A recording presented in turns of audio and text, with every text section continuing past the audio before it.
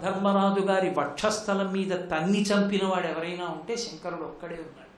అందుకే శంకరుడు శివానందలహరి చేస్తూ వక్షస్థాడనమంతకస్య కఠినాపస్మార సంవర్ధనం భూభృత్పర్యటనం నమత్సురశిర కోటీర సంఘర్షణం కర్మీదం మృదులస్య తావక పదద్వంద్వస్య గౌరీపతే మచ్చేతోమణిపాదుకా విహరణం శంభో సదాంగీకురు అంటారు. శంకరా నాడు కఠినమైన యమధర్మరాజు గారి యొక్క వక్షస్థలాన్ని తన్ని నీ పాదం ఎంత సుక్కిపోయిందో నా మనస్సన్న మణిపాదుక తొడుక్కు తిరుగుతూ ఉండమంటారు. భక్తి కోసం శంకరులకు లేక లోకానికి నేర్పడానికి అంత కిందకు వచ్చి మాట్లాడారు మహానుభావుడు. కాబట్టి ఆ శంకరుడు కాలమునకు వశపడేటటువంటి వాడు కాడు, ఆయన కాలాతీతుడు. అందుకే ఆయన గురించి ఒక చోట స్తోత్రం చేస్తూ బ్రహ్మమస్తకావలి నిబద్ధతే నమశివాయ అన్నారు. బ్రహ్మమస్తకావలి నిబద్ధతే నమశివాయ అంటే అనేకమైనటువంటి పుర్రెల మాలను ఒకటి మెడలో వేసుకుంటాడు. చాలా భయంకరంగా ఉండదు ఆ స్వరూపం. మెడలో పుర్రెల మాల వేసి కూర్చుంటే ఎవరు వీడి నమస్కారం చేస్తారు, ఎవరు పూజ చేస్తారు, భయం లేదు. అది ఉగ్రస్వరూపంలా ఉండదా? పునుకల పేరు కంఠమున భూరి భుజంగము భూషణంబుగా అనయము భస్మధారణము వద్రి నివాసము మీరు విల్లుగా అనుగు గదంతి చర్మమును హస్తములందు కపాలశూలముల్ పడివడిదాంతు శంకరు కృపావరు రూపమును ఆశ్రయించదన్నది. ఇందుకు మహానుభావుడు అలా పునుకల పేరు మెడలో వేసుకోవడం అంటే ఆయనకి మెడలో రుద్రాక్షమాల వేసేవాడు లేడా? ఓ గంట మాట్లాడితే నా మెడలోనే రుద్రాక్షమాల వేస్తే శివ మహాసభల్లో శంకరుడి మెడలో రుద్రాక్షమాల వేరా హనుమంతరావు. మరి ఎందుకు ఆయన మెడలో పుర్రెలమాల అంటే ఆయన పుర్రెలమాల వేసుకోవడం మెడలో మాల వేసేవాడు లేక కాదు. ఈ సృష్టి ప్రారంభం చేసేటప్పుడు చతుర్ముఖ బ్రహ్మగారిని సృష్టించి వేదాలు ఇచ్చి వీటిని ఆధారం చేసుకుని సృష్టి చేయమన్నాడు. ఆఖరణ బ్రహ్మగారి కూడా ఆయుర్దాయం అయిపోయి పడిపోతే ఆ పుర్రెలు పడిపోతే అయ్యో పాపం సృష్టి చేసిన వాడు ఇంటి పెద్దవాడు పితామహుడు ఈయన తలకాయ కూడా ఇలా పడిపోతే ఏం బాగుంటుందో తలప తీసి మెడలో వేసుకున్నాడు. అలా వేసుకున్న బ్రహ్మగారి పుర్రెల దండ పెద్ద దండ అయింది. అంటే ఇంతమంది బ్రహ్మలు వెళ్ళిపోయారు, ఆయన అలాగే ఉన్నాడు. అందుకని బ్రహ్మమస్తకావలి నిబద్ధతే నమశివాయ అని శంకరాచార్యులు వారు స్తోత్రం చేశారు. ఆయన కాలకాలుడు, కాలాతీతుడు. ఆయన కాలమునకు వశపడేవాడు కాడు. అందుకే ఆయన కాళ్ళు పట్టుకున్నవాడు కూడా కాలాతీతుడే అవుతాడు. కాలమును దాటిపోతాడు. అంటే మళ్ళీ జనన మరణ చక్రమునందు ఇమడడం. పునరావృత్తిరహిత శాశ్వత శివ సాయుధ్య సిద్ధ్యర్థం అంటూ శ్రౌత శైవ ఆరాధనా విధి ఎందు తద్దినం పెట్టేటప్పుడు ఆఖరణ చెప్పే మంత్రాలను ఇవ్వబట్టి అక్షయ తృప్తి ద్వారా దయారాధన సిద్ధి ద్వారా వాళ్ళకి తల్లిదండ్రులకి ఏమందాలి అంటే పునరావృత్తిరహిత శాశ్వత శివ సాయుధ్య సిద్ధిరస్తు అని కోరుకుంటారు. కాబట్టి అది ఇవ్వగలిగిన వాడెవరు అంటే పరమేశ్వరుడు. అంతటి మహానుభావుడు తండ్రి కనుక తప్పు చేస్తే లోకాన్నంతటినీ శిక్షిస్తాడు, వ్యక్తిని శిక్షిస్తాడు. అది ఆయనకున్న గొప్పతనం. చెప్పి శిక్షించాడు. ఇదిగో నువ్వు ఈ తప్పు చేశావు అందుకు నేను శిక్షిస్తున్నాను అని చెప్పవలసిన అవసరం ఆయనకేం లేదు. ఎక్కడుండి శిక్షిస్తాడంటే వెనకనే ఉంటాడు, ఏం పైకి కనపడడు. అందుకు కదా పోతన గారు భాగవతం చేస్తూ స్త్రీ పురుష నపుంసక మూర్తియును కాక తిర్యక్ అమర నరాది మూర్తియును కాక కర్మ గుణభేద సరసప్రకాశి కాక వినుకనన్నియుతానకు విభుతలంతు అంటారు. ఆయనే సృష్టికర్త, ఆయనే స్థితికర్త, ఆయనే ప్రళయకర్త. ఆ ఉన్న ఒక్కడే ఎప్పుడు ఏ రూపాన్ని ఎలా ధరించి ఎలా కర్మ ఫలితాన్ని ఇవ్వాలో అలా ఇస్తాడు. అందుకే పోతన గారి భాగవతంలో ఒక చోట 3 మూర్తులకు 3 కాలములకు 3 లోకములకు మూలమగుచు భేదమగుచు తుదిక భేదమయ్యొప్పారు బ్రహ్మమనగ నీవే పాలనయన అంటారు. 3గా ఉండేవాడు, 3 కాలములుగా ఉండేవాడు, 3 మూర్తులుగా ఉండేవాడు, 3 రూపాల్ని ధరించేవాడు పరమేశ్వరుడు. ఆ పరమేశ్వరుడే కర్మఫల ప్రదాత అయినప్పుడు విష్ణు స్వరూపంలో కూడా ఇస్తూ ఉంటాడు.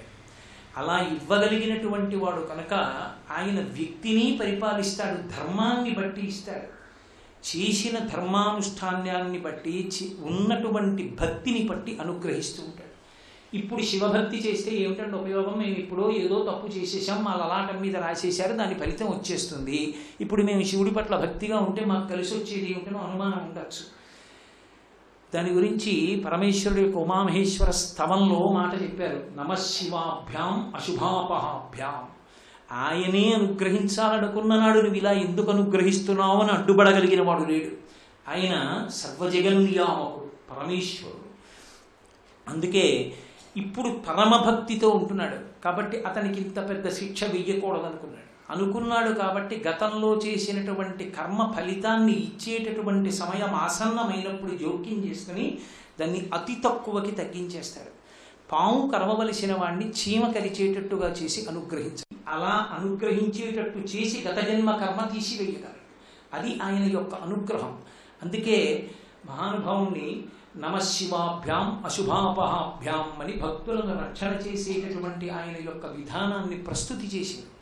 కాబట్టి వ్యక్తిని రక్షించగలడు. అందుకే శంకరాచార్యులు వారు కళాభ్యాం చూడాలంకృత శిశికళాభ్యాం నిజతపలాభ్యాం భక్తేషు ప్రకటిత ఫలాభ్యాం భవతు మే శివాభ్యాం అస్తోక త్రిభువన శివాభ్యాం హృది పునర్భవాభ్యాం ఆనందస్ఫురదనుభవాభ్యాం నతిరేయం అంటారు. సమస్త లోకములకు ఆయనే తండ్రి. బిడ్డల్ని చేసి లోకములన్నీ కలిపి తప్పు చేస్తున్నప్పుడు దిద్దేవాడు పరమేశ్వరుడు. అందుకే సమస్త లోకాలు కలిసి ఎప్పుడైనా తప్పు చేస్తే జోక్యం చేసుకునేది పార్వతీ పరమేశ్వరుడే చేసుకుంటారు. యజుర్వేదంలో రుద్రాధ్యాయం ఆ విషయాన్ని స్పష్టంగా చెప్పింది. శివా రుద్రస్య భేషజీ, శివా లోకస్య భేషజీ అని, ఆమె విశ్వస్య భేషజీ అంటూ ఆ తల్లి శివ శివ, వాళ్ళిద్దరూ పేర్లు కూడా విడివిడి ఉండరు. శివ శివ, రుద్ర రుద్రాణి, భైరవ భైరవి, హంస హంసిని కలిసి ఉంటుంది ఆ తత్వం. శివశిత్యాయుక్తో యది భవతి శక్త ప్రభవితం అన్నట్టు. అయినప్పుడు ఆ శివ లోకములన్నీ తప్పు చేస్తున్నాయి అనుకోండి, అమ్మవారు రెచ్చగొడుతుంది శివుణ్ణి. శివుడు ప్రశాంతంగా ఉంటాడు. లోకాలలో తల్లిదండ్రుల వ్యవస్థ అంతా కూడా పార్వతీ పరమేశ్వరులే పోలి ఉంటుంది. కొడుకు స్కూల్కి వెళ్ళి చదువుకోవాలని ఫీజు కట్టి తండ్రి పంపిస్తుంటే స్కూల్కి వెళ్ళి చదువుకోవడం మానేసి పిల్లలతో కలిసి సినిమాలకు వెళ్ళి చదువుకోకపోతే ప్రోగ్రెస్ కార్డులో 0 వస్తే ఆ వీధి వెంట వెళ్ళిపోతున్నటువంటి లెక్కలు చెప్పే మాస్టరే స్కూల్ టీచర్, క్లాస్ టీచర్ వచ్చి, అమ్మ వీళ్ళ నాన్నగారేమో అంతటి గౌరవనీయుడు, సభల్లో అంత గౌరవాన్ని పొందుతాడు, ఈ పిల్లాడికి 0 వస్తేనే వీడు ఎప్పుడు క్లాస్కి రావట్లేదు, వాళ్ళ నాన్నగారి దృష్టిలో ఒకసారి పెట్టండి అని చెప్పి వెళ్ళిపోయాడు. అమ్మ కోప్పడితేది తాటాకు మంట. అమ్మ ఏం చేస్తుంది, సాయంకాలం తండ్రి ఇంటికి తిరిగి వచ్చిన తర్వాత భర్త తిరిగి వచ్చాక, మీరు చూస్తే సాయంకాలం సభలు అంటారు, పొద్దున్న అనుష్ఠానం అంటారు, కొడుకు ఇలా అయిపోతున్నాడు, మీ కొడుకు అంటుంది. అప్పుడు మీ కొడుకు ఇలా తయారవుతున్నాడు, మీ ఇష్టం, ఆ తర్వాత నన్ను అడగండి అంటుంది. శివుడు రుద్రుడు అవుతాడు. మళ్ళీ అమ్మే అడ్డుపడుతుంది. ఏడు పిల్లాన్ని చంపేస్తారా ఏమిటి, వాడికి మార్కులు రాలేదంటే కొట్టి చంపేమనా, దగ్గర కూర్చుని చెప్పండి, మీకు వచ్చుగా, తెలుగు వచ్చు, ఇంగ్లీష్ వచ్చుగా, కూర్చోబెట్టి చదివించండి, రోజు సభలు ఎందుకు అంటుంది. అంటే మళ్ళీ ఆయనే ప్రశాంతపడి చీకి కుమార్ల సంసారం బెల్ట్ అక్కడ పడేసుకోవాలి. మళ్ళీ కాసేపు ఆగి గ్లాసులు కమలాపండు రసం పట్టుకెళ్ళి, ఏమండి పిల్లాడికి మొన్ననైనా టైఫాయిడ్ వచ్చింది, అలా కొట్టేసుకుంటారా, ఆలోచించండి అంటుంది. ఆ తండ్రే మళ్ళీ వెళ్ళి నిద్రపోతున్న పిల్లాడిని ముద్దులు ఎట్టుకుని సభలన్నీ రద్దు చేసుకుని కొడుకు దగ్గర కూర్చొని చదివిస్తాడు. పార్వతీ పరమేశ్వరుడు లోకం పట్ల అలాగే ఉంటారు. అందుకే రుద్రం అలా మాట్లాడింది, యజుర్వేదం అలా మాట్లాడింది. ఒకనాడు దక్షుడు నిరీశ్వర యాగం చేశాడు. దక్షుడి మీద ప్రేమో, దక్షుడిచ్చే సంభావనల కోసమో అందరూ వెళ్ళారు. అందరూ వెడితే లోకం తప్పు చేస్తోంది. పరమశివుడు జోక్యం చేసుకోడు, పిల్లలు ఆడుకొని అన్నాడు. ఆవిడ ఇదే అలవాటైతే రేపొద్దున్న తండ్రిని ధిక్కరించడం అలవాటైతే పరమశివుడు జోక్యం చేసుకునేటట్టు చెయ్యాలనుకుంది. శివుణ్ణి రుద్రుణ్ణి చెయ్యాలి, అంతేకాని మహాయిల్లాగా తల్లి నమ్మితి నామనంబున సనాతనులైన ఉమా మహేశులన్ మేటు భజింతు కదమ్మ దయాంబురాశివి కదమ్మ హరిం పతిచేయుమమ్మ నిన్ను నమ్మిన వారికి ఎన్నడికి నాశము లేదు కదమ్మ ఈశ్వరి అని పోతన గారి చేత స్తోత్రం చేయబడ్డ తల్లి. శంకరుడు వద్దంటే పేరంటాలకు వెళ్ళే బేల కాదు ఆవిడ. లోకాన్ని దిద్దాలి, బిడ్డల్ని దిద్దాలి, అందుకు వెళ్ళింది. వెళితే దక్షుడు అవమానించాడు, శరీరాన్ని వెంటనే విడిచిపెట్టింది. ఈ వార్త తెలిసింది పరమశివుడికి. అప్పటి వరకు శివుడిగా ఉన్నవాడు ఒక్కసారి రుద్రుడయ్యాడు. ఒక జట తీసి కొట్టాడంతే కైలాస పర్వతం మీద ఉన్న రాతికి. అందులోంచి పుట్టింది భయంకరమైనటువంటి స్వరూపం ఒకటి.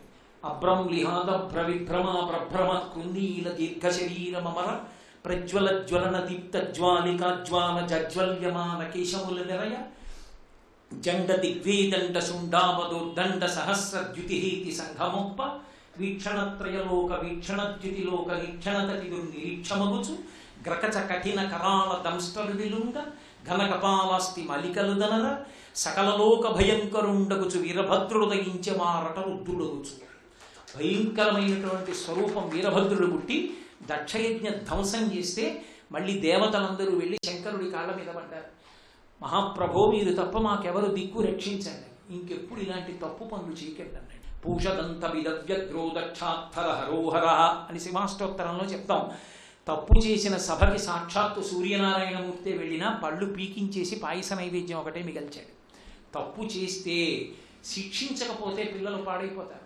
లోకం తప్పు చేసింది, అమ్మవారు జోక్యం చేసుకునేటట్టు చేసింది తండ్రిని. జోక్యం చేసుకున్నాడు, నిరీశ్వరయాగం పోయింది. దక్ష ప్రజాపతి వచ్చి కాళ్ళ మీద పడ్డాడు. అప్పటి నుంచి మళ్ళీ శివుడి గౌరవం ఏమిటో లోకం తెలుసుకుని బ్రతకడం మొదలుపెట్టింది. శివుడి గౌరవం ఏమిటో తెలుసుకుంటే శివుడికి కాదు గొప్ప, లోకానికి రక్ష.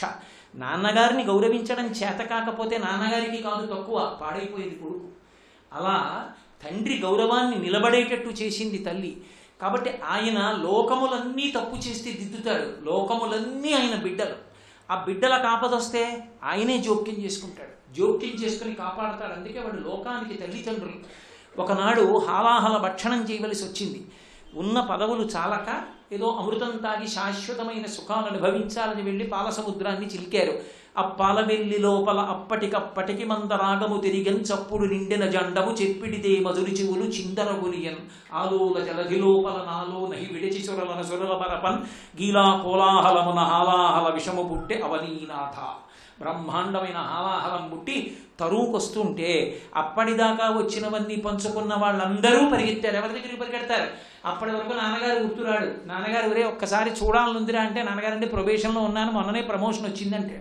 ఓ మంచి వస్తువు కొనుక్కుంటే దాచుకుంటాడు. ఇంక్రిమెంట్ వస్తే నాన్నగారికి చెప్పడేదో అడుగుతాడు అనుకుంటాడు. తీరా కామెర్లు వచ్చి హాస్పిటల్లో జాయిన్ తర్వాత ఒక్కసారి నాన్నగారు ఉండి ఆయన చేతితో చిన్నప్పుడు పెట్టినట్టుగా చంద్రశేఖర చంద్రశేఖర చంద్రశేఖర పాహిమాం చంద్రశేఖర చంద్రశేఖర చంద్రశేఖర రక్షమాం అంటూ మా నాన్నగారు బొట్టన వెడితో రక్ష పెడితే బాగుండు అనిపిస్తుంది. భార్యని పిలిచి మా నాన్నగారిని ఒక్కసారి రమ్మనవే అంటాడు. అంటే దుర్మార్గుడు. ఎప్పుడైనా విన్నాడా నా మాట? నేను ఎందుకు ఎడతానంటాడా తండ్రి? రోహిణీ కార్తీన నెత్తి మీద ఉత్తరయం వేసుకుని జనరల్ కంపార్ట్మెంట్ ఎక్కి వెళ్ళిపోతాడు. తండ్రితనం తండ్రితనమే.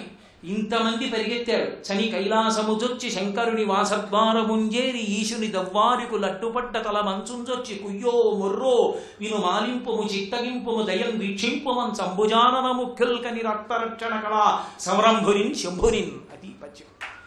ఆర్తరక్షణ కళా సంరంభుడు ఆయన. పిల్లలొచ్చి ఎలుగెత్తి పిలిస్తే తట్టుకోలేడు. గబగబా పరిగెత్తుకొచ్చాడు. ఏమిరా ఏమైంది అన్నాడు. ఏం చెప్పమంటావు మహానుభావ, అమృతోత్పాదనం కోసం అన్నది ఓ పాలసముద్రాన్ని చిలికాం, హాలాహలం వచ్చింది, పరిగెత్తుకుంటూ నీ మ్రోలకొచ్చాం, రక్షించమన్నారు.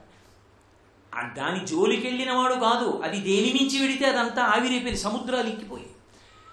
ఎవడైనా లోకం కోసం అటువంటి విషం తాగుతానంటే ఎవరైనా ఒప్పుకుంటారేమో, భార్య ఒప్పుకోదు. ఆయన ఎంతటి దయామయుడంటే వెళ్ళి భార్యకి తాను నచ్చ చెప్పుకున్నాడు.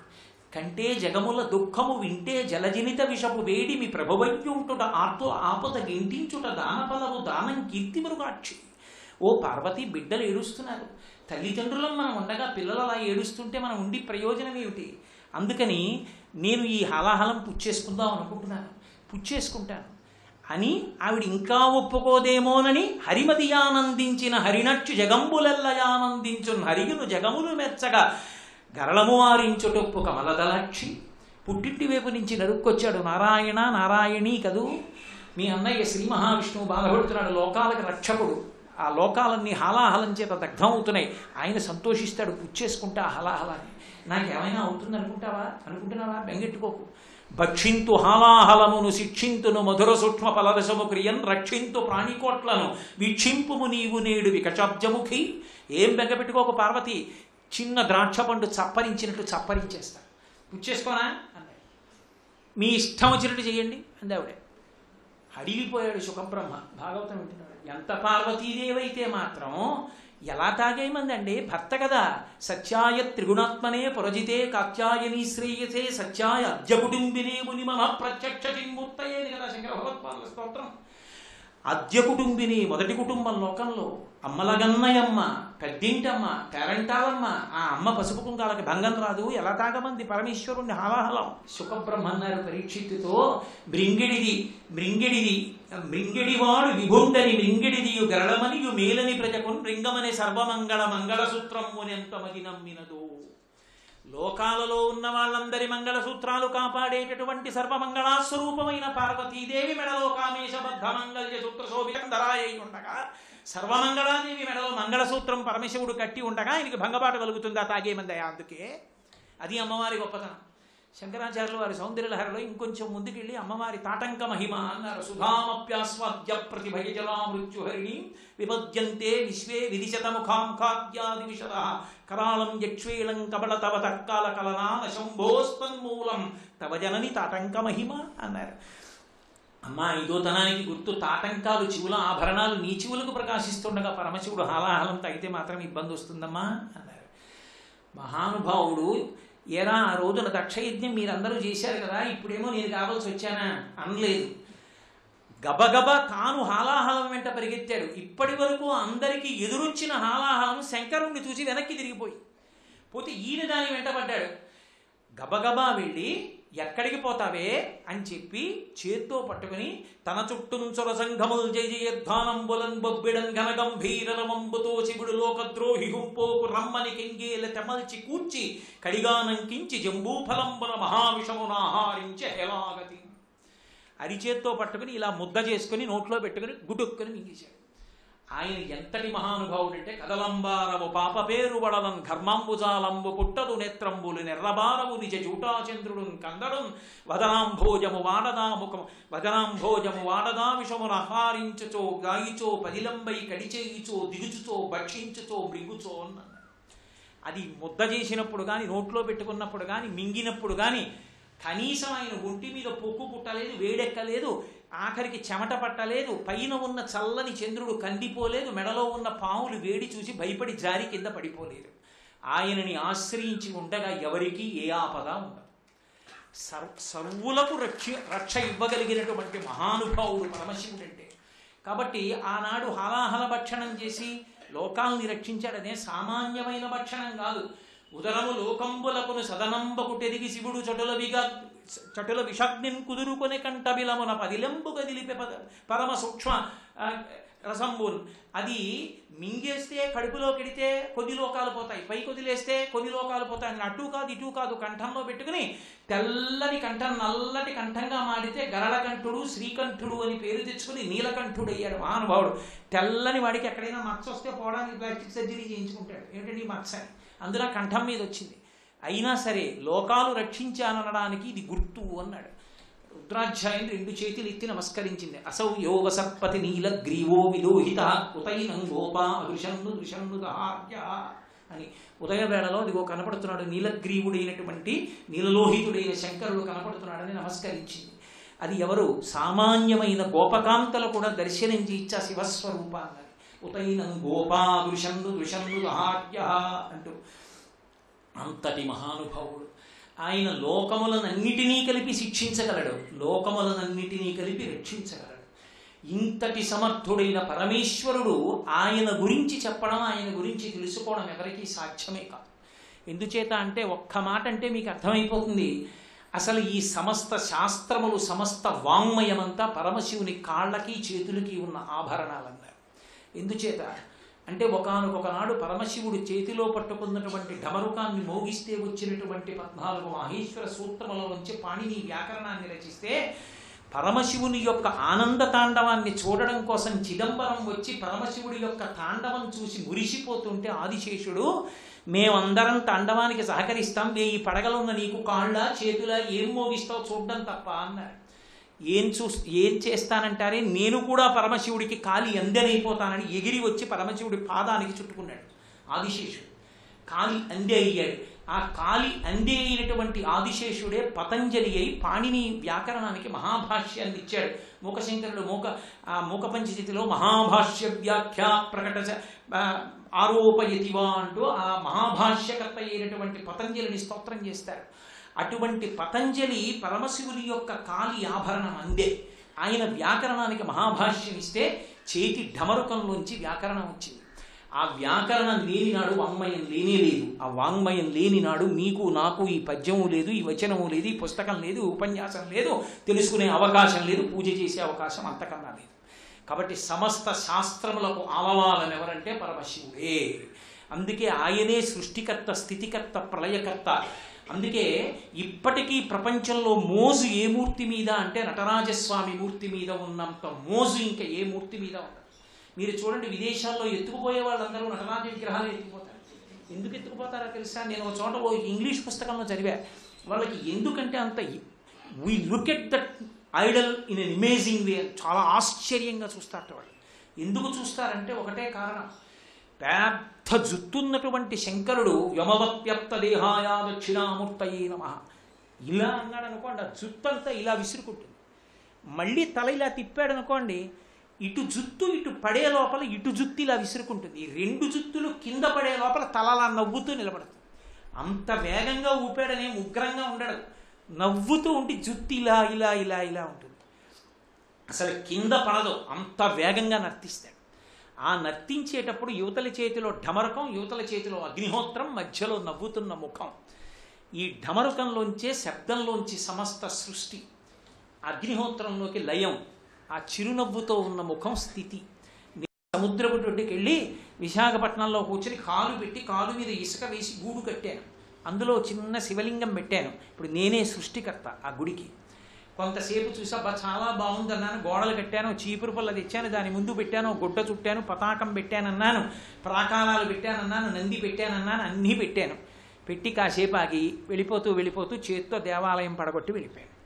నేనే దాని సృష్టికర్త, నేనే స్థితికర్త, నేనే ప్రళయకర్త. ఈ సమస్త బ్రహ్మాండములకు సృష్టికర్త బ్రహ్మగా పరమశివుడు, చేతిలో ధమరకం.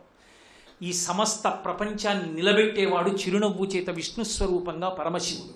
ఈ సమస్త ప్రపంచాన్ని లయం చేసేటటువంటి వాడు పరమశివుడు అగ్నిహోత్రం. కదిపేటటువంటి వాడు ఆయనే. అందుకే వాళ్ళిద్దరిది నా తాండవ లాస్య స్వరూపం. కైలాసం ఎక్కడుంటుందంటే ఎక్కడో ఉంటుందనుకున్నవాడు అమాయకుడు. శంకర భగవత్పాదులు సౌందర్యలహరిలో చెప్పినట్టు కైలాసం ప్రతి చోట ఉంటుంది. ఇప్పుడు నేను ఈ ఉపన్యాసం చెప్తున్నప్పుడు ఒక్కొక్క భావన నాలోంచి వస్తున్నప్పుడు దానికి అనుగుణంగా నా చేతులు కదులుతుంటాయి. నా చేతులు కదులుతాయి, నా ముఖం కదులుతుంది, నా కళ్ళు కదులుతాయి. ఇవన్నీ కదలికలన్నీ తాండవం పరమశివుడు. భావ ప్రకటనలన్నీ లాస్యం. భావ ప్రకటన శరీర కదలిక లేకుండా ఉండదు. మీరు అలా వెళ్ళిపోతుండండి, ఒకడు కోపంగా ఇలా అంటాడు, ఓడు నవ్వుతూ ఉంటాడు, ఓడు ఏడుస్తూ ఉంటాడు, ఓడు పడుకుని ఉంటాడు. జలపాతానికి భావం ఏముందంటారేమో, జలపాతాన్ని చూసి స్పందించిన మీ మనసే దాని భావన. కాబట్టి ఈ సమస్త ప్రపంచం తాండవ లాస్య స్వరూపం. అందుకే లలితా సహస్రంలో వ్యాసుడు లాస్యప్రియా లయకరీ లజ్జారంభ అభివందిత అంటూ పిలిచాడు అమ్మవారిని. అటువంటి లాస్య తాండవ స్వరూపములైనటువంటి ఆ పార్వతీ పరమేశ్వరుడు అర్ధనారీశ్వర స్వరూపం.